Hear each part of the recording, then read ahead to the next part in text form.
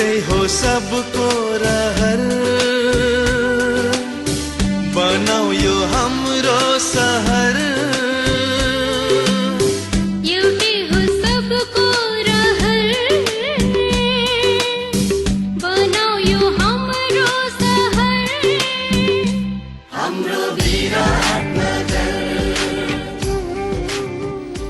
नमस्ते, म महेश कुमार झा यहाँहरूको सामु उपस्थित भइसकेको छु। आज कक्षा 9 को कमिसन एन्ड ट्याक्सेसन अन्तर्गत बोनस एन्ड डिभिडेन्ड लेसन लिएर म उपस्थित भएको छु।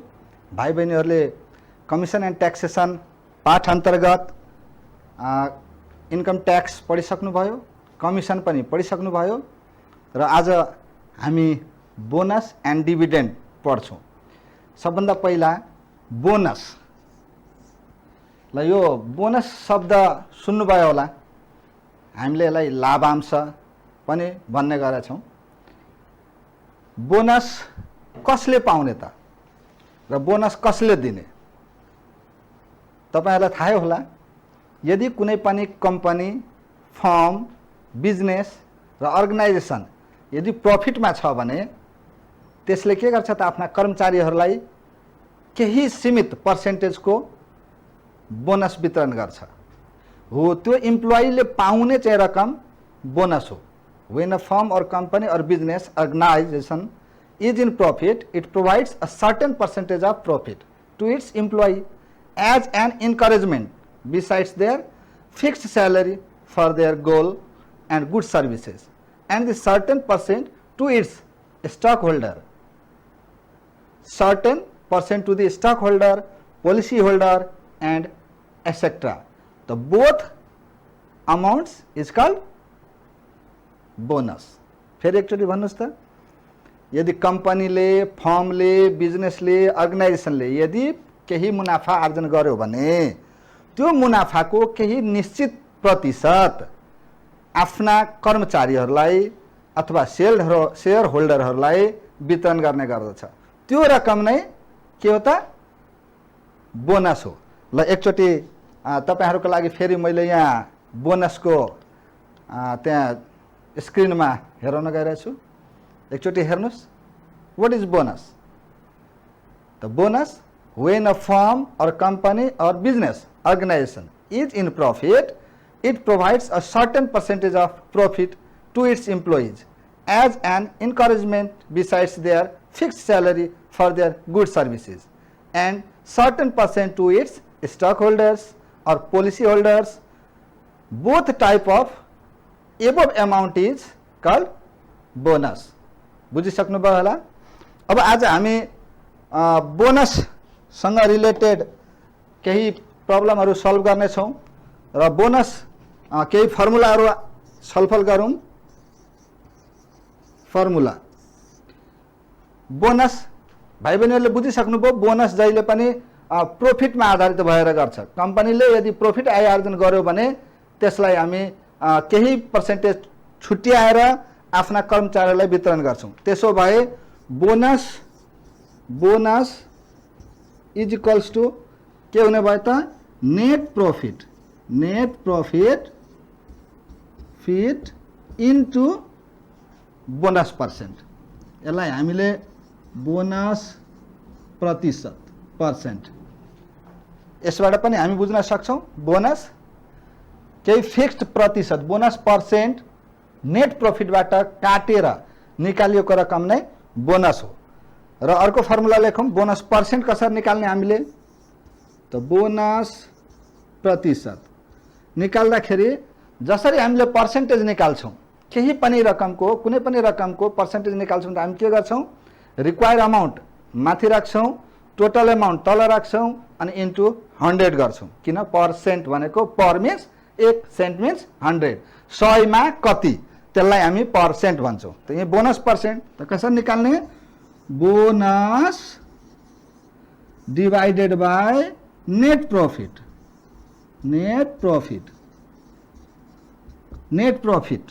इन्टु 100%। यो फर्मुला भयो। यहाँ आज यो बोनस सँग रिलेटेड दुईटा फर्मुला छ। डिभिडेन्डको पनि सेम रुल हो। डिभिडेन्ड पनि प्रॉफिटमै बाँडिने गरेकोले फर्मुला सेम छ, बोनसको ठाउँमा डिभिडेन्ड, बोनस पर्सेन्टको ठाउँमा डिभिडेन्ड पर्सेन्ट, डिभिडेन्ड पर्सेन्टको ठाउँमा dividend by net profit into 100 नै हुन्छ। ल एकचोटि फर्मुला हेर्नुस् त स्क्रिनमा। बोनस अमाउन्ट इक्वल्स टु के हेर्दै हुन्छ, bonus percent into net profit. यो बोनसको फर्मुला भयो, बोनस कसरी निकाल्ने, त बोनस पर्सेन्ट दिएको हुन्छ, त्यो bonus percent into net profit. र बोनस पर्सेन्ट हामी कसरी निकाल्छौँ, अघि बोर्डमा हेऱ्यौँ नै र स्क्रिनमा हेर्दै हुनुहुन्छ, bonus amount divided by net profit into 100%। अब भाइ बहिनीहरूले यो बोनससँग केही हामी एउटा प्रश्नको समाधान गरौँ। हेर्नु स्क्रिनमा प्रश्न number 1।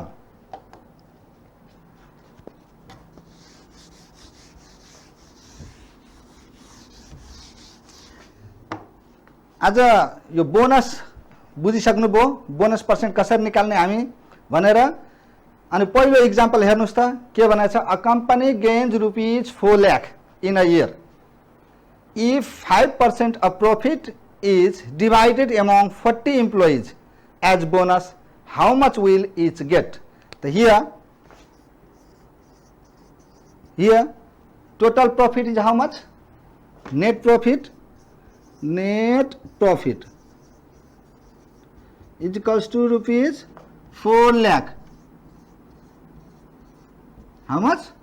4 lakh. Net profit is 4 lakh, and saying 5% of profit is divided among 40 employees.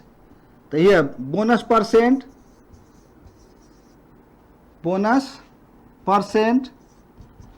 total number of employee,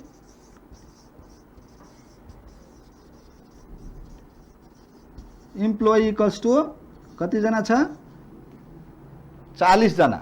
हेर्नुस्, company gains 4 lakh in a year if 5% of profit is divided among 40 employee as bonus, how much will each get?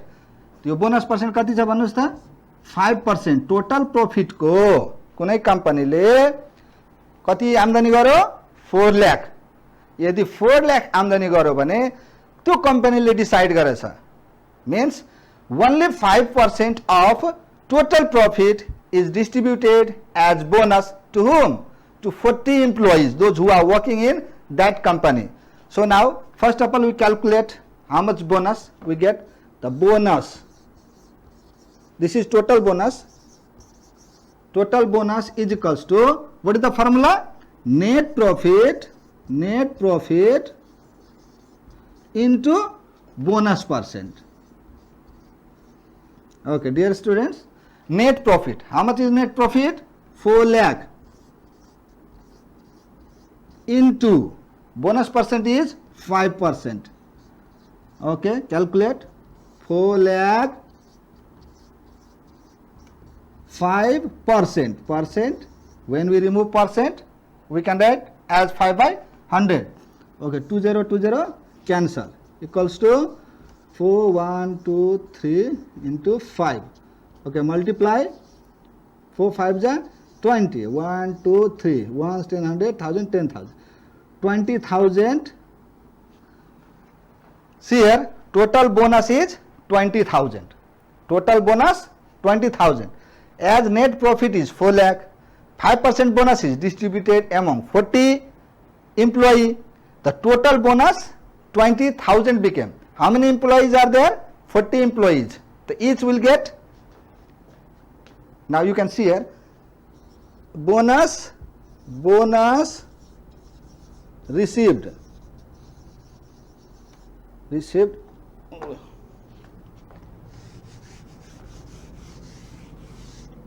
see here, bonus received by each is equals to total bonus how much? 20,000 divided by how many members are there? 40 members. Each member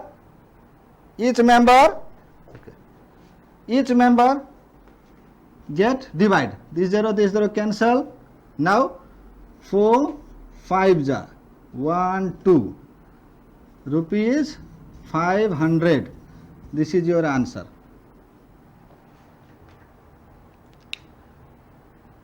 Yes, are you looking? Total income is 4 lakh. 5% bonus is distributed among 40 staffs or employees. Then total bonus as a distribution 20,000 distributed among 40 person. It means each get 500. Are you clear? पक्कै पनि बुझिसक्नु होला कसरी bonus निकाल्ने। ल भाइ बहिनीहरुलाई अब म अर्को प्रश्नतिर लाँदै छौं। यो बोनस सम्बन्धी नै अर्को प्रश्न छ। ल हेर्नुस्, अर्को प्रश्न छ, यो मेटे।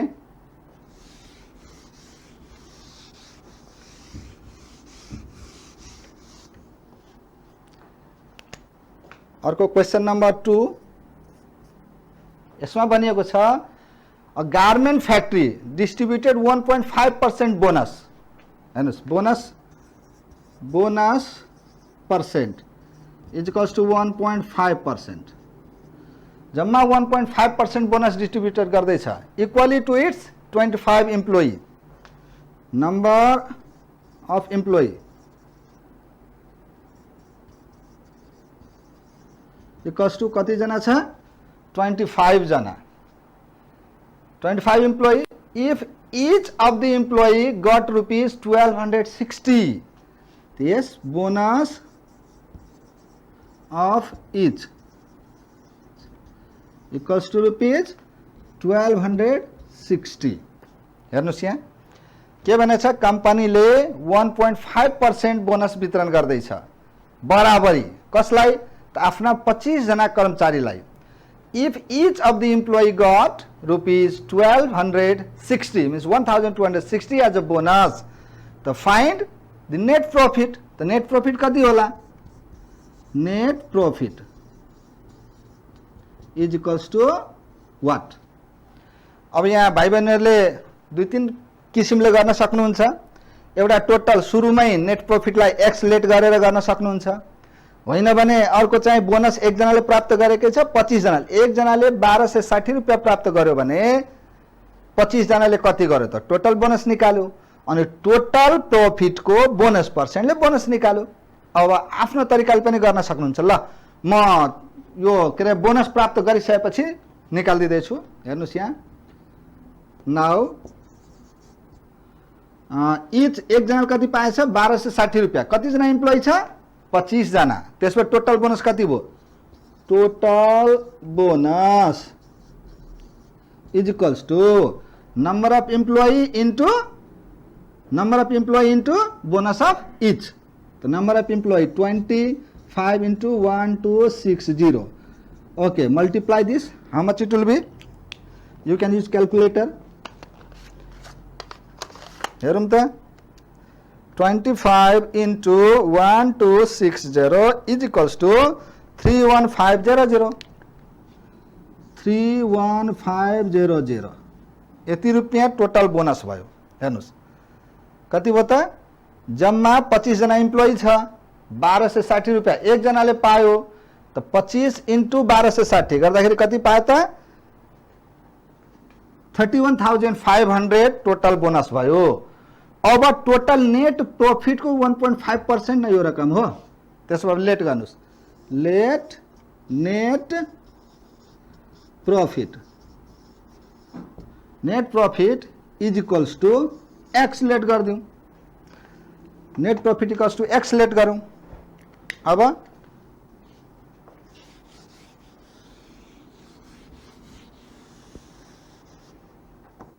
हेर्नुस् त नेट प्रॉफिट हामीले के गरौँ? एक्स गरौँ। त्यसो भए एक्स को 1.5%, एक्स को 1.5%, एक्स को 1.5% न 31,500 हो।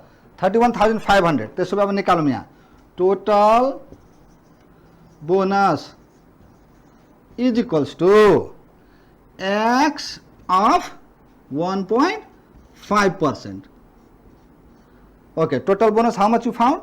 31,500 is equals to x into 1.5 divided by 100. Okay, now you can remove it. 1 0 is added here.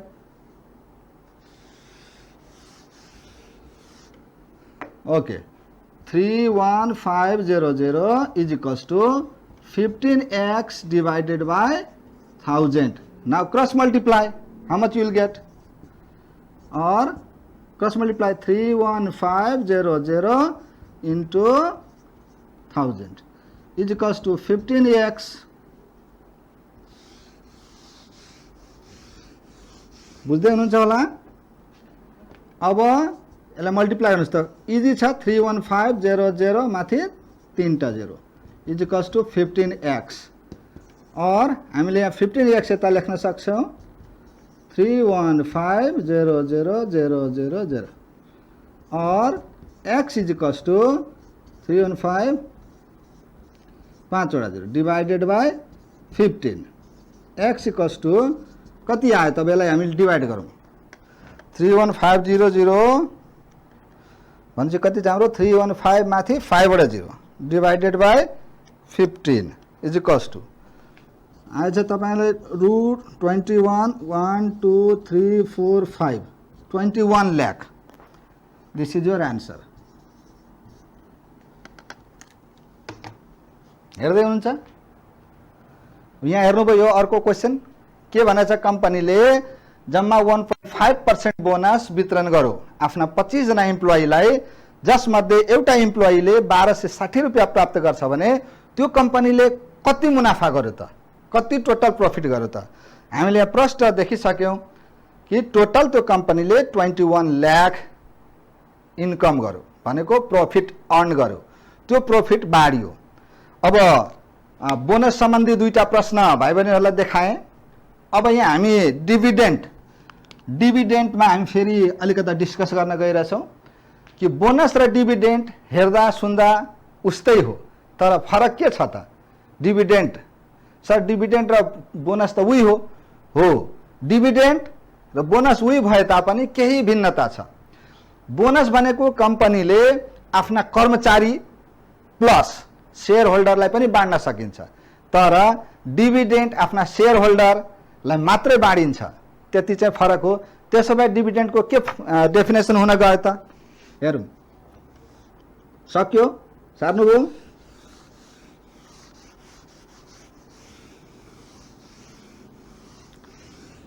यो प्रत्यक्ष तपाईहरुले मकालु टेलिभिजन र यो फेसबुक मकालु टेलिभिजन लाइभबाट पनि हेर्न सक्नुहुन्छ.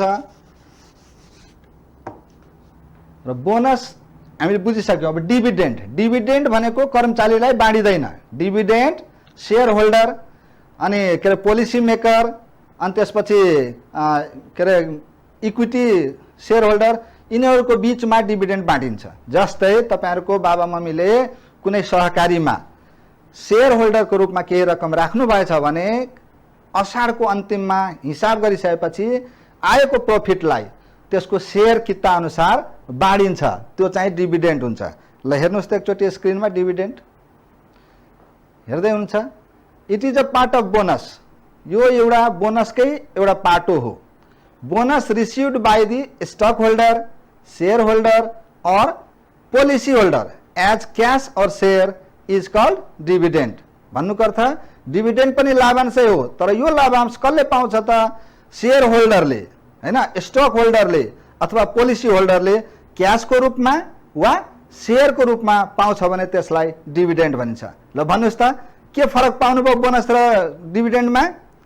त सर बोनस भनेर इम्प्लोइले पनि पाउन सक्यो शेयर होल्डरले पनि पाउन सक्यो तर बोनसकै केही भाग यदि शेयर होल्डर हैन के रे पोलिसी होल्डर अथवा स्टक होल्डर उनीहरु छन् भने उनीहरुले पाउने रकमलाई डिभिडेन्ड भनिन्छ.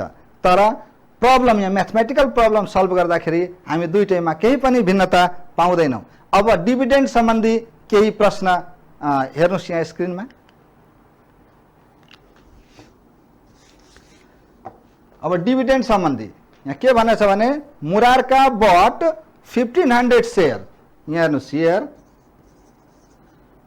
total number of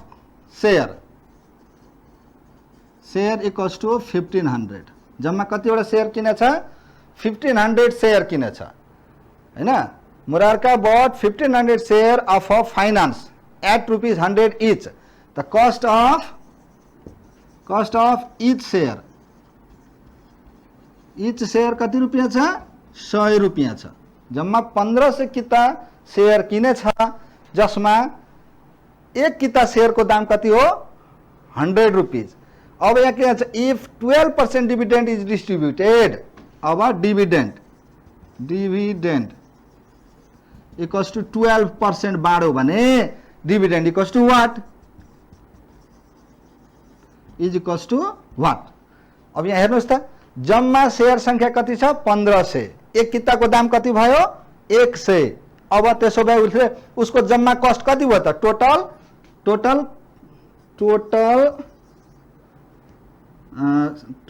cost of share कति भयो equals to 1500 into 100 equals to कति भयो त 1,50,000 हेर्नुहोस् एक किताको 100 रुपियाँको दरले यदि उसले 1500 किता किन्यो भने उसको जम्मा शेयरको दाम कति हुने भयो 1,50,000 अब उसले त्यसो भए 12% डिभिडेन्ड उसले पाउने भयो त भन्नुस् त डिभिडेन्ड कति हुने हो गेस गर्नुस् पक्कै डिभिडेन्ड इज इक्वल्स टु अब हामीले टोटल कस्ट जुन छ 1,50,000 को 12% हाम्रो डिभिडेन्ड हो बाई 100 यो दुईटा जिरो काट्यो ल मल्टिप्लाई गर्नुहोस् त 1,206,18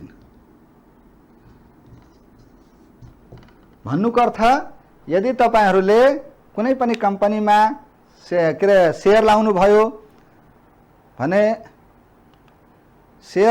भने यदि तपाईको शेयर 1500 किता छ र त्यो शेयरको दाम 100 रुपैयाँ हुने हो भने 12% डिभिडेन्ड बाँड्दा कति प्राप्त गर्न सक्नुहुन्छ 1800 रुपैयाँ ल अब यो समय 18,000 रुपैयाँ प्राप्त गर्न सक्नुभयो अब समय सीमित छ अब एउटा अझै प्रब्लम थियो डिभिडेन्ड सम्बन्धी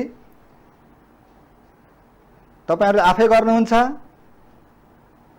पक्कै पनि आफै गर्नुहुन्छ जस्तो मलाई लाग्दैछ ल यो तपाईहरुको लागि यो एक्जाम्पल 2 पनि होमवर्क नै भयो र अर्को हेर्नुस् यहाँ मैले दुईटा होमवर्क तपाईहरुको लागि छोड्दै छु पक्कै पनि तपाईहरुले यो होमवर्क गर्नु हुनेछ र यो पढ्ने माध्यमहरु तपाईहरुसँग धेरै छन् अहिले यो लकडाउनको अवस्थामा र त्यो पनि मैले यहाँ हेर्नुस् त के भनेको छु मैले थ्यांक यू फर एटेन्डिङ क्लास अब सेफ बस्नुस् सुरक्षित बस्नुस् र धेरै पढ्नको लागि तपाईले विराटनगर मेट्रोपोलिटन सिटीको युट्युब च्यानलमा पनि गएर हेर्न सक्नुहुन्छ मकालु टेलिभिजनको फेसबुकमा पनि गएर हेर्न सक्नुहुन्छ र यो पढ्ने साधनहरु धेरै छन् अब तपाईहरु समक्षबाट म बिदा हुन चाहन्छु नमस्ते।